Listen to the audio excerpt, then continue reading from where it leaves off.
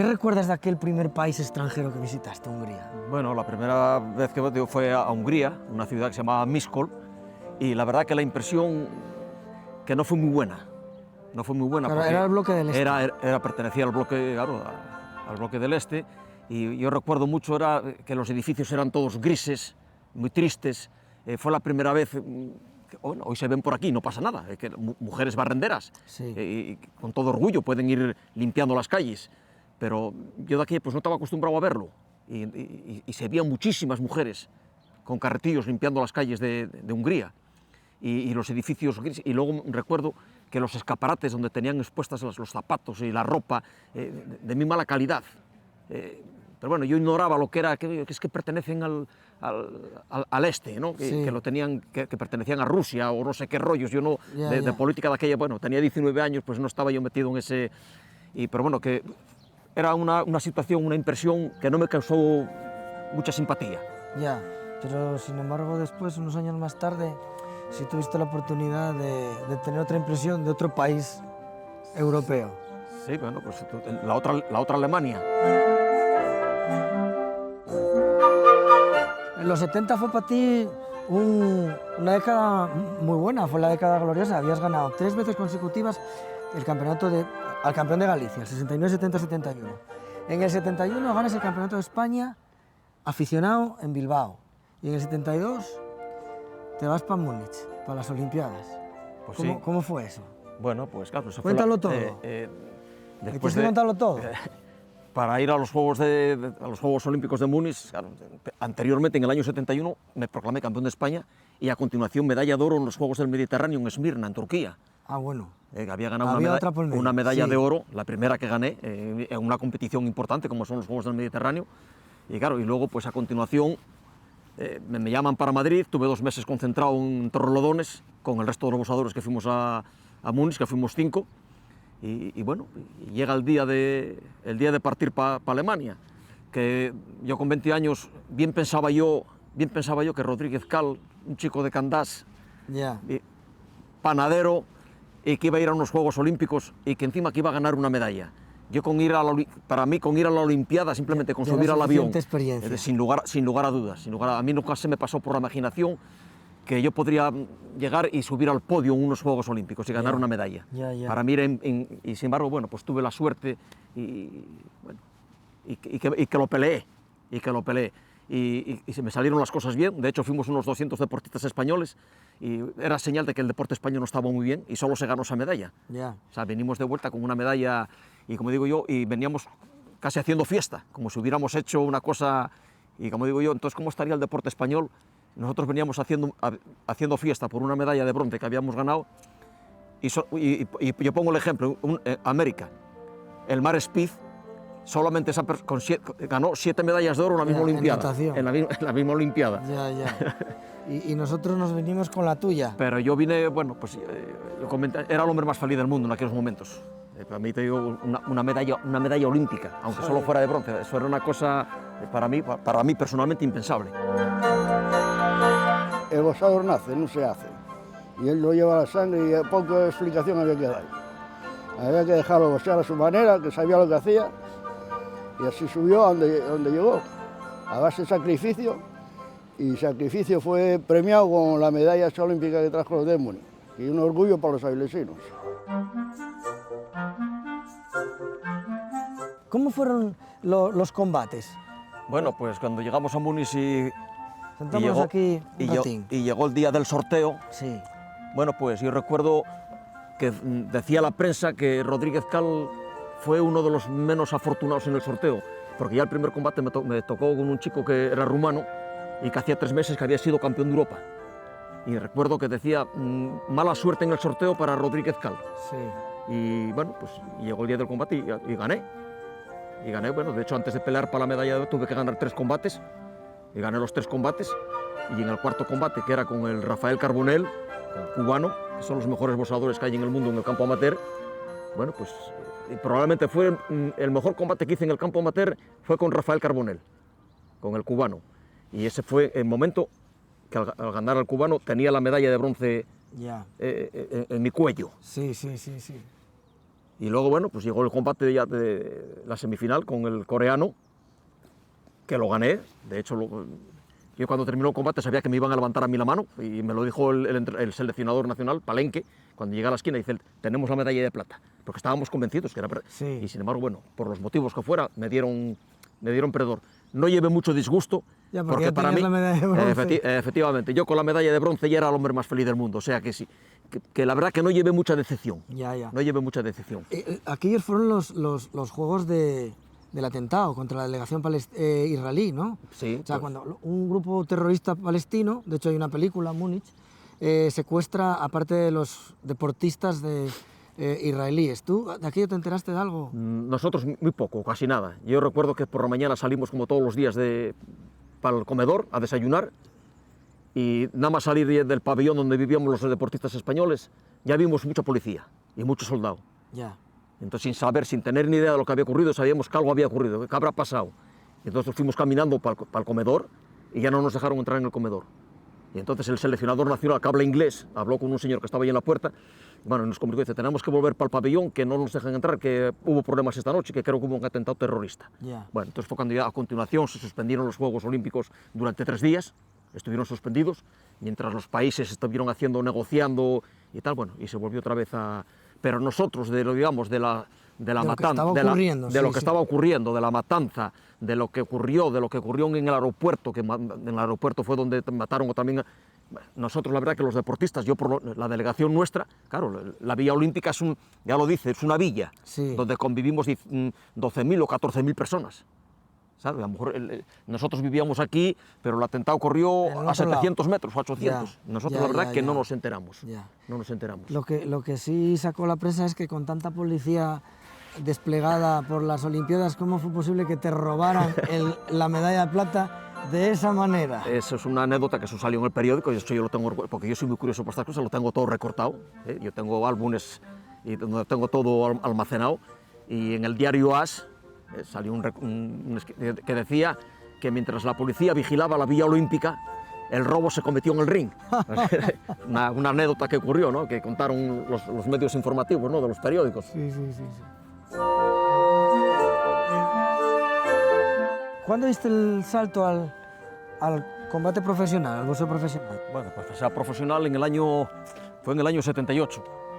Y los motivos, bueno, pues que yo últimamente, en los últimos 2 años, pues ya fuimos a los campeonatos del mundo a Belgrado, y a unos campeonatos de Europa a la Alemania del Este, y yo ya no ganaba medallas ya. Y bueno, y lo que es la vida, ¿no? Que cuando vales, todos son palmaditas y qué bueno eres, sí. Y cuando dejas de ganar medallas, que bueno, pues... Y aparte que yo no llevé disgusto ninguno, porque yo la verdad que ya estaba cansado de las concentraciones. Sí. Yo ya tenía 28 años, tenía trabajo fijo, y bueno, ya tenía un poco la vida... ¿Dónde trabajabas? En Ensidesa. Yo trabajé 39 años en Ensidesa, sí. Y bueno, y la verdad que cuando me llamaron de Madrid que me retiraban la beca, yo tenía una beca, y por cierto una beca buena, me retiraron la beca, que ya tenía 28 años y que tenían que dejar paso a la juventud, sí. Y yo lo entendí, y aparte de que vuelvo a repetir, que yo ya estaba cansado de las concentraciones y de faltar de casa. Entonces, una vez que todavía has estado 8 años, en el equipo olímpico nacional. Sí, entonces, una vez que el paso a profesional, ¿en qué consiste pasar de amateur a profesional? No, pues en muchas cosas. Bueno, pues el amateur significa, se supone que es que no cobras dinero, porque lo haces por afición, boxeas a 3 asaltos, con camiseta, y el profesional, bueno, se pasa a profesional, bueno, pues con intención de ganar dinero, cuando uno se hace profesional es para ganar dinero, se boxea ya a partir de 6 asaltos, sí. Menos de 6 no hay, de 6, 8, 10 o 12, sí. Se boxea sin camiseta, el vendaje, un boxeador amateur simplemente pone una venda normal en la mano, el campo profesional, aparte de la venda, se ponen 2 o 3 rollos de esparadrapo, estratégicamente, y eso te queda como si fuera una escayola, sí. Por eso se llama vendaje duro, los guantes son más pequeños, son más asaltos. En el campo amateur, yo en Montreal, por ejemplo, quedé eliminado en un combate por un corte en una ceja. Y el día que quedé campeón de España de profesional en Avilés, en la exposición, boxeé desde el 4º asalto hasta el 10 con una ceja rota. ¿Cuántos asaltos fue lo del...? El campeonato de España, 10. 10. O sea, son 10 asaltos, bueno, que se hacen, y sin embargo boxeé. No, son duros. Y boxeé con una ceja rota.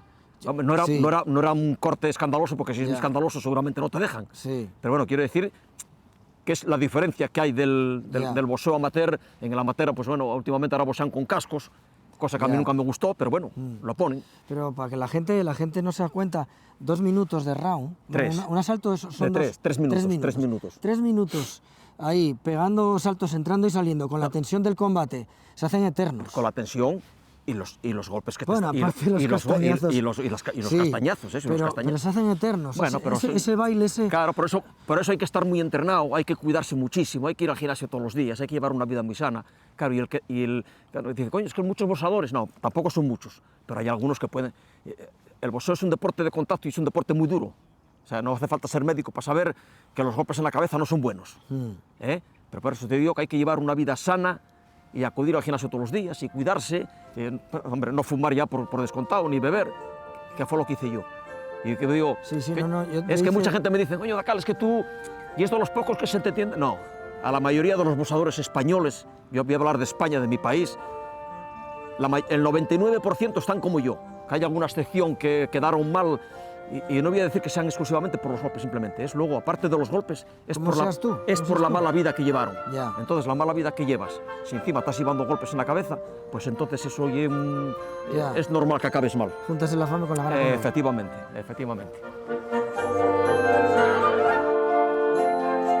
Que si alguna vez lloré después de algún combate, pues sí, en alguno.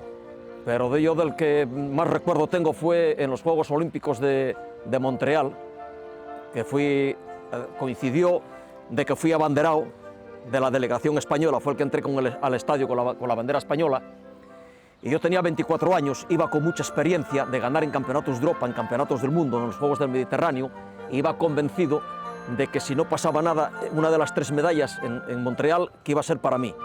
Y sin embargo, lo que es la vida, ¿no? y el deporte, el juego del deporte, pues que en el primer combate quedé eliminado por un corte en una ceja. Y cuando bajé al vestuario, recuerdo que no había nadie, no estaba nadie, me encontré solo. Y yo tenía tanta seguridad en mí mismo que creía que una de las 3 medallas que la iba a ganar yo, y el ver que no había conseguido nada, que no había nadie en el vestuario, ese fue un día muy triste para mí. Y sí reconozco, bueno, pues que lloré, no solamente lloro yo, lloran muchos deportistas, y lloran mucha gente lo habrá visto cuando tocan el himno de su país, de un deportista, y siente la bandera o ve la bandera subir y lloran. Bueno, pues yo lloré con 24 años en los Juegos Olímpicos de Montreal, pues de verme solo en el vestuario, que no estaban acompañándome nadie.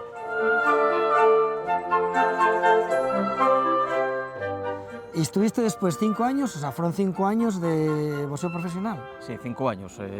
Una vez que me quitaron la licencia, bueno, pues la beca, pues pasé al campo profesional. Todavía me encontraba bien, era joven, y bueno, voy a probar a ver qué es esto del mundo profesional. Sí.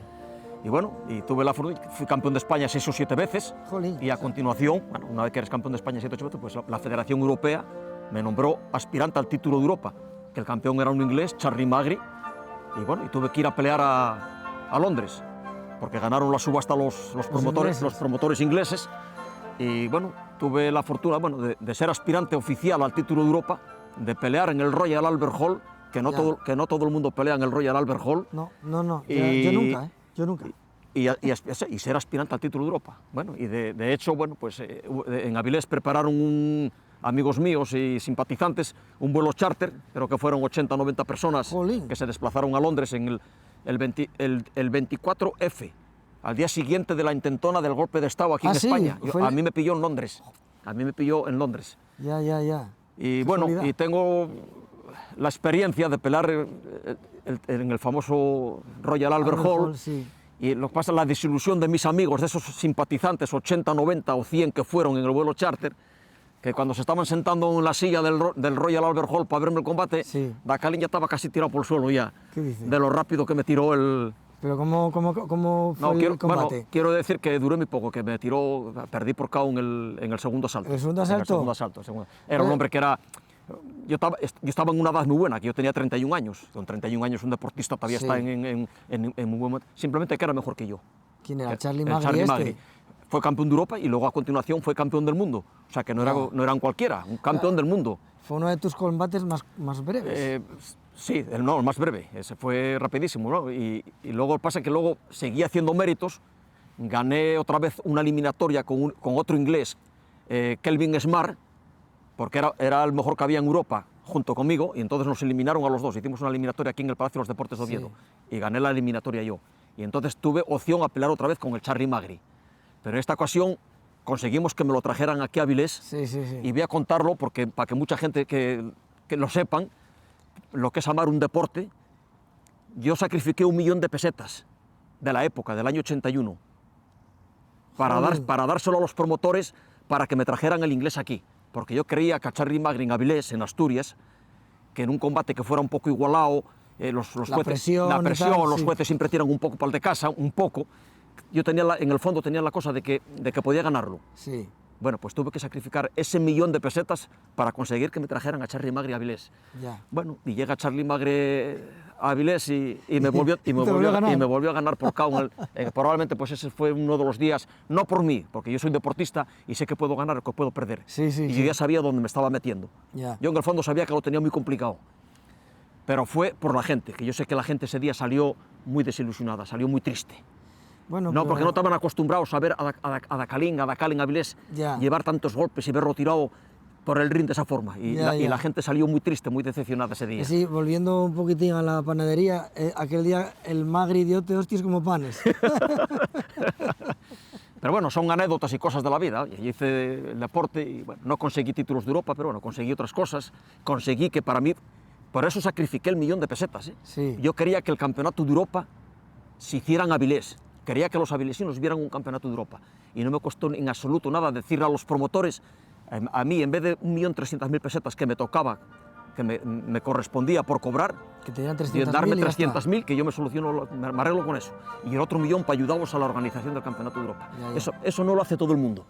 No, eso no lo hace todo el mundo. Bueno, pues yo lo hice. Y no me arrepentí nunca, No me arrepentí nunca de... Y luego tuve, aparte de cobrar las 300.000, tengo que contar que estuve 1 mes sin trabajar. Pedí 1 mes de permiso a una empresa para estar 1 mes entrenando y dedicado al entrenamiento. O sea que llegó el mes de cobrar y en la empresa no... O sea, quiero decirte que al final llevé una camada de palos y casi quedó a pre.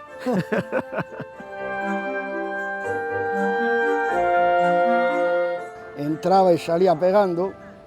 No, soy batallador desde el primer gong hasta el último. Era entrar y salir, entrarse y muy rápido, eso sí. Y luego cuando peleaba aquí con Charly Magri en el pabellón de Madalena, pasa que el hombre tuvo mala suerte con ese hombre, sacaba ahí el cuello para arriba, y una envergadura terrible, y claro, no llegaba a arrimarse. Pero por lo menos dejó el pabellón bien alto. Lo trajo aquí para que lo viéramos los avilesinos y bastante hizo ya.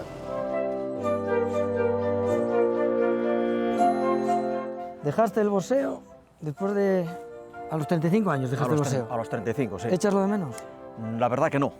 No, porque fueron muchos años, fueron 21 años metidos en el mundo del boxeo, muchas salidas, muchos viajes, mucho faltar en casa, muchos combates, y la verdad que el día que me retiré no lo echo de menos. De hecho, no voy a todas las veladas que hay en Asturias, voy a algunas, pero no voy a todas, porque la verdad, bueno, repito, fue una etapa muy bonita, preciosa de mi vida. Le estoy muy agradecido al boxeo, porque si no hubiera conseguido, bueno, pues el haber viajado por el mundo y muchas cosas. Le estoy inmensamente agradecido, pero no lo echo de menos. La verdad que no lo echo de menos. Pero yo veo fino. ¿Tú sigues entrenando? No, sí, yo entreno todos los días. Yo me dediqué, ya antes de retirarme, yo hacía medios maratones ya mucho antes de... Bueno, antes de ser boxeador, perdón, de ser boxeador no, de dejarlo. Eso es. Yo ya hice medios maratones en los años 72 o 73. Soy un enamorado de las carreras populares. De hecho, participo en casi todas las que hay por Asturias y bueno, pues me mantengo y me encanta correr. Lo hago todos los días, 8 o 10 kilómetros diarios. Sí. Y bueno, y lo que te permite, bueno, pues no estar muy gordo, estar un poquitín ágil. La imagen que la inmensa mayoría de la sociedad tiene del boxeo es la de un deporte rudo, cruel y misericorde, en la que unos gordinflones sudorosos con puro y sombrero apuestan por uno de los púgiles. Eso es muy de Hollywood. La realidad es que la dureza de este deporte hace que los boxeadores sean personas extremadamente educadas y respetuosas con sus oponentes. Yo he conocido personalmente a otros boxeadores, entre ellos a mi abuelo, y doy fe de ello. Dakal le agradezco al boxeo los años de felicidad que le dio, pero no fueron gratis. Sangre, sudor y lágrimas, como diría Winston Churchill, fueron las facturas que tuvo que pagar.